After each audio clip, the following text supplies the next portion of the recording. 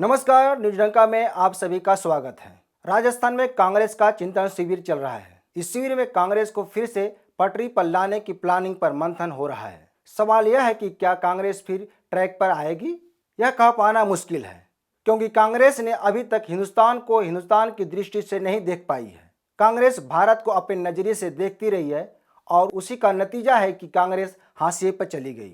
इतना ही नहीं, कांग्रेस अपनी नाकामियों को गांधी सरनेम की आड़ में छुपाने की कोशिश करती रही है, जिसकी वजह से उसका दिन ब दिन पतन होता रहा। जिस हालात में आज कांग्रेस है, उसके लिए वह खुद जिम्मेदार है। कांग्रेस से एक के बाद एक नेता छोड़कर चले गए और उन्हें रोकने का प्रयास नहीं किए गए, जिसमें मध्य प्रदेश के कद्दावर नेता ज्योतिराज सिंधिया भी शामिल हैं, जो वर्तमान में केंद्रीय मंत्री हैं। इसी तरह उत्तर प्रदेश के नितिन प्रसाद भी, जो राज्य में मंत्री हैं। ऐसे कई चेहरे हैं जिन्हें कुछ कर गुजरने की चाहत थी, लेकिन कांग्रेस ने उनकी लगातार अनदेखी की, जिसका नतीजा यह हुआ कि बीजेपी में वे चले गए। वे वहां या तो मंत्री बन गए या अन्य पदों को सुशोभित कर रहे हैं। कांग्रेस खुद को जमींदार समझती है और अपने शब्दों को ब्रह्मवाक्य।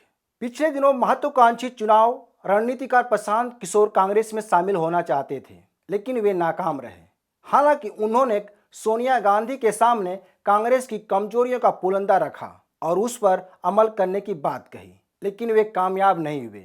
इतना ही नहीं, उनकी कांग्रेस में एंट्री भी रुक गई। कहने का मतलब यह है कि कांग्रेस गांधी परिवार से आगे नहीं बढ़ पाई।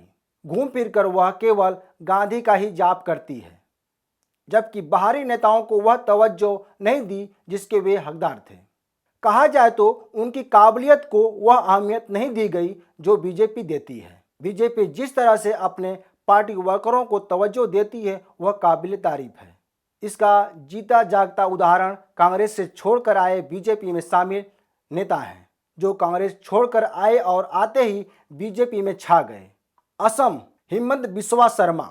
हिमंत बिस्वा शर्मा साल 2021 में असम के 15वें मुख्यमंत्री बने थे। उन्हें यह जिम्मेदारी सर्बानंद सोनोवाल की जगह दी गई थी। हिमंत 2015 में कांग्रेस छोड़कर भाजपा में शामिल हुए थे।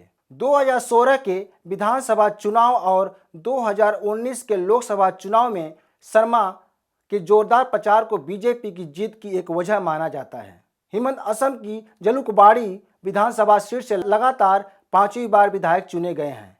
सोनोवाल की सरकार में हिमंत बिस्वा शर्मा को कैबिनेट मंत्री बनाया गया था।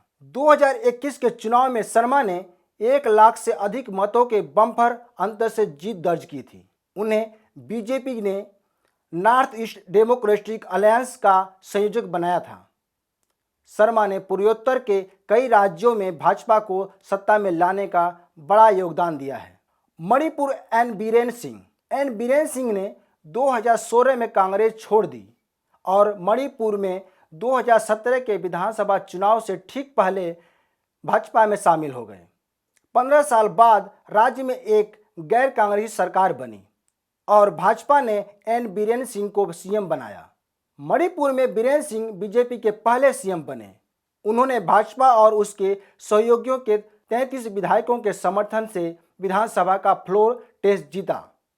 इससे पहले बीरेन सिंह इबोबी सिंह के नेतृत्व वाली सरकार में मंत्री थे, लेकिन उन्होंने प्रदेश कांग्रेस कमेटी से इस्तीफा दे दिया। उसी साल 2022 के चुनाव में बीजेपी ने एन बीरेन सिंह के नेतृत्व में मणिपुर में चुनाव लड़ा और जीत दर्ज की। बीरेन ने अपने करियर की शुरुआत एक फुटबॉल खिलाड़ी के रूप में की थी। बाद में वह सीमा सुरक्षा बल में शामिल हो गए। इसके बाद उन्होंने पत्रकारिता की। एन बीरेन सिंह ने हिंगांग सीट से 5वीं बार चुनाव जीता। नागालैंड, नेफ्यू रियो नागालैंड के पहले मुख्यमंत्री हैं, जिन्होंने लगातार 3 चुनाव जीते हैं। रियो कांग्रेस के वरिष्ठ नेता थे। उन्होंने 2002 में कांग्रेस छोड़ दी। उन्होंने नागालैंड मुद्दे पर तत्कालीन सीएम एससी जमीर के साथ मतभेदों के कारण इस्तीफा दे दिया था। उसके बाद रियो नागा पीपुल फ्रंट में शामिल हो गए। यह स्थानीय राजनीतिक दल भाजपा से जुड़ा था। उनके नेतृत्व में डेमोक्रेटिक अलायंस ऑफ नागालैंड का गठन किया गया था। इस गठबंधन ने 2003 में विधानसभा चुनाव जीता था। वहीं कांग्रेस को 10 साल बाद सत्ता से बाहर किया गया। और नेफ्यू रियो पहली बार नागालैंड के मुख्यमंत्री बने। 2008 में डॉन गठबंधन ने राज्य में सरकार बनाई और रियो सीएम बने। 2013 में एनपीएफ ने नागालैंड में बहुमत हासिल किया। रियो तीसरी बार सीएम बने। बाद में जनवरी 2018 में एनपीएफ द्वारा भाजपा के साथ अपना गठबंधन तोड़ने के बाद रियो ने नेशनल डेमोक्रेटिक प्रोग्रेसिव पार्टी में शामिल हो गए। 2018 में चुनाव से पहले रियो ने बीजेपी के साथ गठबंधन कर लिया। चुनाव जीतकर वो बीजेपी के साथ मुख्यमंत्री बने। नेफ्यू ने 1989 में अपनी राजनीतिक यात्रा शुरू की थी और 2003, 2008, 2013 और 2014 के दौरान नागालैंड के सीएम रहे। त्रिपुरा माणिक शाह कांग्रेस छोड़कर 2016 में भाजपा में शामिल हुए थे। भाजपा में आने के बाद माणिक को 4 साल बाद 2020 में प्रदेश पार्टी अध्यक्ष बनाया गया। वह त्रिपुरा क्रिकेट एसोसिएशन के अध्यक्ष भी थे। शाह को हाल ही में राज्यसभा के लिए नामांकित किया गया था और अब उन्हें नए सीएम के रूप में घोषित किया गया है। माणिक शाह पेशे से डेंटिस्ट हैं और उनकी छवि बेहद साफ सुथरी मानी जाती है। माणिक को भाजपा में किसी खेमे का नहीं माना जाता है। आज के लिए बस इतना ही। नमस्कार। यह वीडियो कैसी लगी शेयर करें, कमेंट करें। धन्यवाद।